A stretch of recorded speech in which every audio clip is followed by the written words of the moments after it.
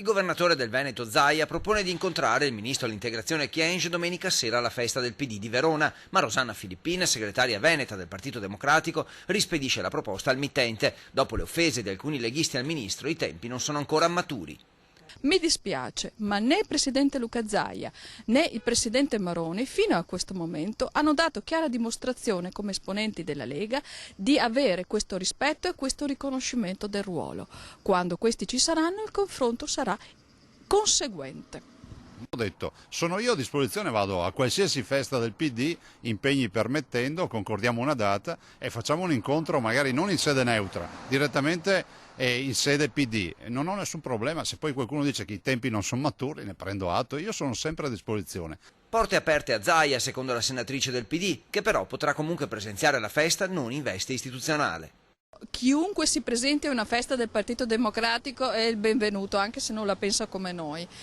Siamo aperti, anzi il confronto è positivo, però allora in questo caso il Presidente Zaia viene come un cittadino qualunque. Quello che il Presidente Zaia ha chiesto è il confronto fra due ruoli, cioè il Presidente della Regione Veneto e un Ministro della Repubblica. Le condanne sono state fatte anche da parte di Maroni senza se e senza ma. E voglio anche dire che i migliaia di militanti che sono in Lega non si sentono rappresentati da questi 3-4 casi che sono accaduti. Peraltro in alcuni casi sono state le scuse anche accettate dal ministro Kyenge. Intanto il segretario provinciale del PD di Treviso, Roberto Grigoletto, propone che l'incontro si faccia allora alla festa democratica di Cappella Maggiore, in programma fino a martedì prossimo.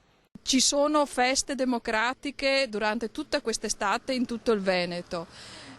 Perché no? Magari, ripeto, se ci sarà quel riconoscimento che aspettiamo, benvenuta anche il confronto fra Cécile Kyenge e Luca Zaia. Io sono disponibile, assolutamente sì, ma si figuri se non ci vado, l'ho detto io, se c'è il ministro facciamo un bel incontro, sereno, tranquillo, democratico. Nel frattempo, in una Verona blindata, proseguono i preparativi delle forze dell'ordine per la visita della Kyenge di domenica pomeriggio. La questura, coordinata dai vertici della procura, ha attivato anche la Digos per prevenire le contestazioni in occasione dei 2 appuntamenti istituzionali del ministro, l'inaugurazione dell'African Summer School a Villa Buri nel pomeriggio e la festa del PD a Quinzano in serata.